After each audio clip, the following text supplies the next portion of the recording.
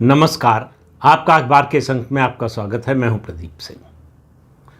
राजनीति में कभी कभी एक घटना जिसको कोई एक राजनीतिक दल या राजनीतिक नेता छोटी सी घटना समझता है, अपनी जीत समझता है, अपनी बहादुरी समझता है, वो उसके लिए इतनी भारी पड़ जाती है कि उससे उबरना, उससे निकलना उसके लिए बहुत ही कठिन हो जाता है, लगभग असंभव हो जाता है। ममता बनर्जी ने वो कर लिया है जो उनके विरोधी उनके खिलाफ नहीं कर पाए। जिस तरह से न्यायिक अधिकारियों का घेराव किया गया मालदा में, और जिस तरह का रुख कलकत्ता हाई कोर्ट का, उसके बाद supreme court of India. Supreme court of India ने जो कुछ कहा है पश्चिम बंगाल की सरकार के बारे में, इससे ज़्यादा अदालत और चीफ जस्टिस ऑफ इंडिया बोल नहीं सकते। इससे ज़्यादा तो यही है कि वो केंद्र सरकार से कहें कि 356 लगाने का समय आ गया है, लेकिन चुनाव की प्रक्रिया शुरू हो चुकी है। इस समय शायद सुप्रीम कोर्ट इससे बचना चाहेगा, ये नहीं करना चाहेगा, वरना कोई कारण नहीं है जो कुछ हुआ है उसके बाद कि 356 न लगे, राष्ट्रपति शासन न लगे। लेकिन राष्ट्रपति शासन की बात छोड़ देते हैं। उसको लगना होता तो 2021 के बाद मुझे लगता है पश्चिम बंगाल में जो परिस्थितियां बनी हैं उनमें तो शायद आधा दर्जन बाद लग जाता राष्ट्रपति शासन, लेकिन नहीं लगा। तो जो नहीं हुआ उसकी बात छोड़ देते, जो हो रहा है उसकी बात करते हैं। अगर न्यायिक अधिकारियों की सुरक्षा के लिए चीफ जस्टिस ऑफ इंडिया रात के 2 बजे तक जागते रहे और सारे घटनाक्रम का फॉलो अप करते रहे, हाई कोर्ट के निर्देश, चुनाव आयोग के निर्देश, सुप्रीम कोर्ट के निर्देश, इनके बावजूद अधिकारी, प्रशासनिक अधिकारी, पुलिस अधिकारी बचाव के लिए न पहुंचे। जो पहुंचे बहुत देर से पहुंचे। तो आप समझ सकते हैं कि कानून व्यवस्था की स्थिति क्या है पश्चिम बंगाल में। राजनीतिक दल, राजनीतिक कार्यकर्ताओं की तो बात ही छोड़ दीजिए। अगर न्यायिक अधिकारी जो सुप्रीम कोर्ट के निर्देश पर काम कर रहे हैं और सुप्रीम कोर्ट की नज़र है उस पर लगातार, उनका घेराव करवा के ममता बनर्जी ने ये संदेश दे दिया है कि अब उनके जाने के दिन आ गए। लेकिन सुप्रीम कोर्ट से जो नहीं डरती ममता बनर्जी, ये जानते हुए कि सुप्रीम कोर्ट निगरानी रख रहा है, फिर भी उन्होंने ये काम करवाया। इससे पहले जिस तरह से उन्होंने ईडी का जो छापा पड़ा था आईपैक पर, उसमें जाकर अपने डीजीपी और पुलिस कमिश्नर को लेकर पहुंची और डॉक्यूमेंट्स छीन कर ले आई। और उसके अलावा कई बार इस तरह की घटनाएं कर चुकी हैं। सीबीआई अधिकारियों पर हमला, ईडी के अधिकारियों पर हमला, उनकी गिरफ्तारी की कोशिश, ये सब कुछ आजमा चुकी है ममता बनर्जी। तो जैसे शिशुपाल के अपराधों की गिनती कर रहे थे भगवान कृष्ण, वैसे ही मुझे लगता है पश्चिम बंगाल की जनता ममता बनर्जी के अपराधों की गिनती कर रही थी। और मालदा में जो कुछ हुआ उसके बाद ये जनता ने ऐसा लगता है कि तय कर लिया है कि अब बस बहुत हो गया। हर चीज़ की एक सीमा होती है, बर्दाश्त की भी एक सीमा होती है। कहते हैं कि दर्द का एक हद से बढ़ जाना दवा बन जाना होता है, और यही डर के साथ होता है।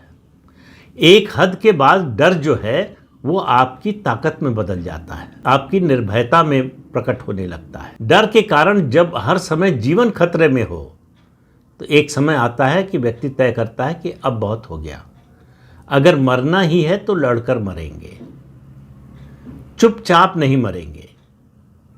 पश्चिम बंगाल में वो स्थिति आ गई है कि मतदाता ने तय कर लिया है कि अब इस सरकार को बाहर करना है। लेकिन ममता बनर्जी का डर देखिए, उनका हाथ जो है जनता की नब्ज से हट गया है। उनको समझ में नहीं आ रहा कि पश्चिम बंगाल की जनता क्या सोच रही है, उनकी सरकार के बारे में क्या सोच रही है, उनके नेतृत्व के बारे में क्या सोच रही है, और उनकी प्रतिष्ठा के बारे में क्या सोच रही है, अगर कुछ बची है तो। हाई कोर्ट और सुप्रीम कोर्ट से वो डरने को तैयार नहीं है, और इलेक्शन कमीशन को तो वो कुछ समझती ही नहीं है।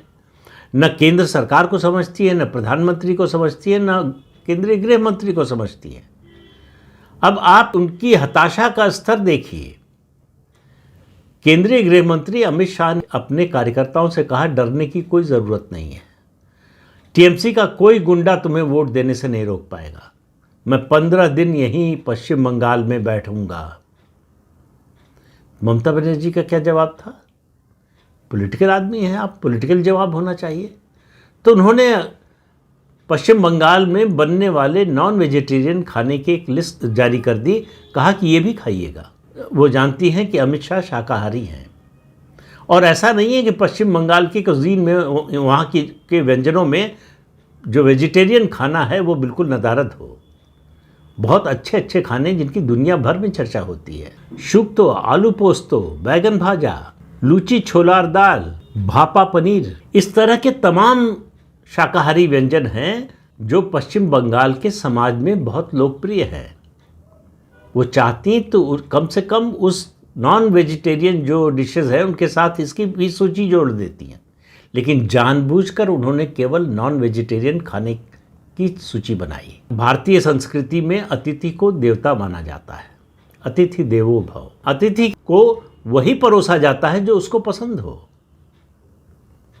आपके घर में कोई मेहमान आए तो आप उसको वो नहीं खिलाते जो आपको पसंद हो और उसको नापसंद हो या वो ना खाता हो। ये वही लोग हैं ममता बनर्जी और उनके साथी तो चुप हैं देश भर में, जो रोज़ हल्ला मचाते थे कि भारतीय जनता पार्टी लोगों से ये अधिकार छीनना चाहती है कि वो क्या खाना चाहते हैं। पार्टी चाहती है कि वो तय करें कि लोग क्या खाएं। ममता बनर्जी अमित शाह को ये भी छूट नहीं देना चाहती कि वो तय करें कि वो क्या खाएंगे। लेकिन जो ममता बनर्जी केंद्रीय गृह मंत्री से नहीं डर रही, कलकत्ता हाई कोर्ट से नहीं डर रही, सुप्रीम कोर्ट से नहीं डर रही, चुनाव आयोग से नहीं डर रही, वो ममता बनर्जी एक अदने से आदमी से डर गई है, और उसका नाम है असदुद्दीन ओवैसी, जिसकी पार्टी का पूरे देश में सिर्फ एक लोकसभा सदस्य है, वो खुद है और हैदराबाद से है। और अभी बिहार के चुनाव में उनके 5 विधानसभा सदस्य जीते हैं। कुछ जगह पर स्थानीय निकाय के चुनाव में भी उनके प्रतिनिधि जीते हैं। इसके अलावा उनकी उनकी पार्टी कोई स्टेट पार्टी भी नहीं है, नेशनल पार्टी की तो बात ही छोड़ दीजिए। और उनकी पार्टी पश्चिम बंगाल में कोई बड़े पैमाने पर चुनाव भी नहीं लड़ने जा रही है। उनकी पार्टी ने हुमायूं कबीर, जो टीएमसी के ही विधायक थे, टीएमसी छोड़कर इस्तीफा देकर उन्होंने अपनी पार्टी बना ली, जनता उन्नयन पार्टी, उससे टाई अप कर लिया है। 4 या 5 सीटें लड़ेंगे वहाँ। लेकिन ममता बनर्जी को ओवैसी का भूत सता रहा है। अमित शाह पर हमला करते हुए उन्होंने कहा कि इन लोगों ने, बीजेपी वालों ने एक हैदराबाद वाले को बुलाया है। अब हैदराबाद वाले से ममता बनर्जी को क्यों डरना चाहिए? वो तो पश्चिम बंगाल के मुसलमानों की मसीहा है। उनके विरोधी उनको ममता बानो कहकर बुलाते हैं, और मुसलमानों के लिए वो कुछ भी करने को तैयार हैं। मुसलमानों तो छोड़िए, पश्चिम बंगाल के मुसलमानों के लिए करें तो अच्छी बात है।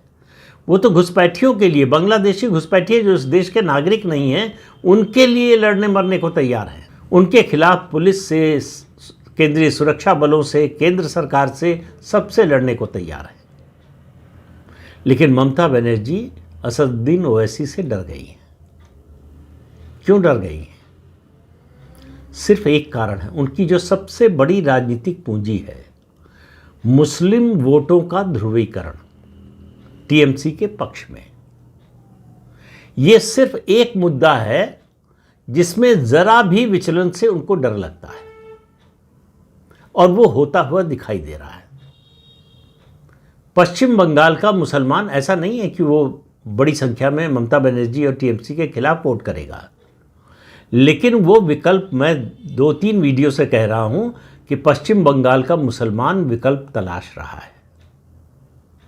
और ये विकल्प वो जो है इस चुनाव में कम से कम पूरे राज्य के स्तर पर नहीं देखेगा, स्थानीय स्तर पर देखेगा, जिले के स्तर पर, ब्लॉक के स्तर पर, कॉन्स्टिट्यूंसी के स्तर पर।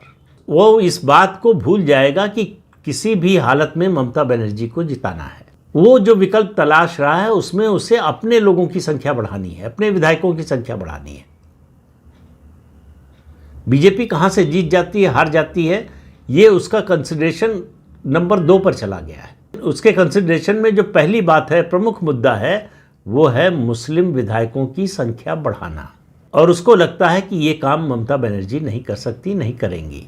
तो ममता बनर्जी को लग रहा है कि अगर उनकी जो सबसे बड़ी राजनीतिक पूंजी है उसमें से थोड़ा सा भी हिस्सा निकल जाएगा अगर, तो फिर उनके लिए सत्ता में बने रहना संभव नहीं रह जाएगा। इसलिए ओवैसी से डरी हुई है। ओवैसी का ज़मीन पर कुछ नहीं है, उसका कोई संगठन नहीं है उसकी पार्टी का, लेकिन वो एक परसेप्शन बना रहा है कि मुसलमान ममता बनर्जी से नाराज़ है, कि मुसलमान ममता बनर्जी के अलावा भी विकल्प तलाश रहा है, कि मुसलमान ममता बनर्जी के अलावा दूसरे लोगों को भी वोट देने को तैयार है। और ये दूसरे लोगों में केवल हुमायूं कबीर की पार्टी या ओवैसी की पार्टी नहीं है, इसमें कांग्रेस और सीपीएम भी हो सकती है। लेकिन राज्य के स्तर पर फिर कह रहा हूँ ये नहीं होने वाला है, लेकिन स्थानीय स्तर पर होने का डर ममता बनर्जी को सता रहा है। उनको मालूम है कि उनकी इस इमारत, जो मुस्लिम वोट की इमारत है, उसमें से एक ईंट भी खिसकी तो पूरी इमारत भरभरा कर गिर सकती है, या गिरे नहीं तो गिरने का खतरा बना रहेगा। वो डर उनको सता रहा है, इसलिए वो अब लड़ाई को दूसरे मुद्दे पर ले जाना चाहती है। बांग्ला संस्कृति, वो पश्चिम बंगाल के लोगों को बता रही हैं कि भारतीय जनता पार्टी बांग्ला संस्कृति के खिलाफ है, और भारतीय जनता पार्टी आएगी तो बांग्ला संस्कृति, बांग्ला भाषा, इन सबको ख़त्म कर देगी। तो भाई, जब आप ऐसा आरोप लगाते हैं तो आपको कुछ प्रमाण भी देना पड़ता है। भारतीय जनता पार्टी अपनी सहयोगी दलों के साथ 22 राज्यों में सत्ता में है इस समय देश में।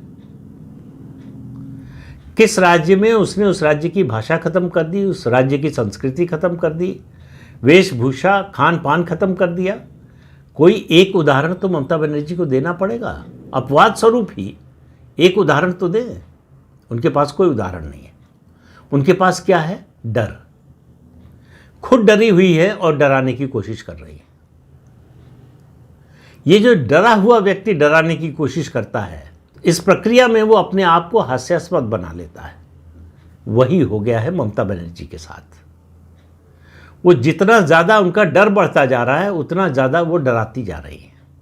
अब एक नया मुद्दा और उन्होंने जोड़ा है कि भारतीय जनता पार्टी राष्ट्रपति शासन लगाना चाहती है। अभी तक इस चुनाव में उनको विक्टिम कार्ड खेलने का मौका नहीं मिला है। राष्ट्रपति शासन लगने का मतलब है उनकी सरकार की बर्खास्तगी, और उनकी सरकार बर्खास्त होगी तो उनको लगता है कि इसका उनको फ़ायदा मिलेगा, सहानुभूति मिलेगी, और वो हो नहीं रहा है।